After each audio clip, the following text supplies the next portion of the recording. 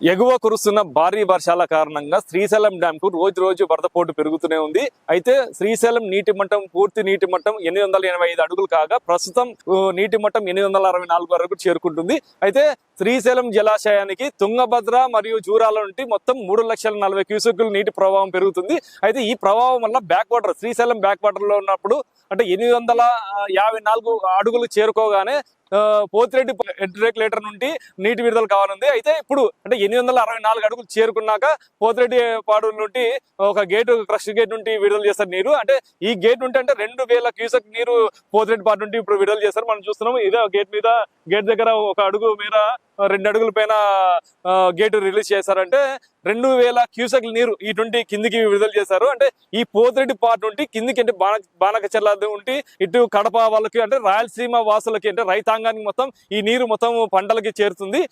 భారీ వర్షాల కారణంగా తుంగభద్ర డ్యామ్ గానీ ఇటు సుంగేశ్లా గానీ జూరాల గానీ శ్రీశైలం గానీ ఈ డ్యామ్లు అంటే అన్ని ఒకేసారి ఫుల్ కావడంతో నీరు విడుదల చేయడంతో రైతాంగం ఇక్కడ సంతోషం వ్యక్తం చేస్తున్నారు. ఇది ఇక్కడ పరిస్థితి. కెమెరా పర్సన్ మధుతో కిరణ్, సుమన్ టీవీ, పోతిరెడ్డిపాడు, నంద్యాల జిల్లా.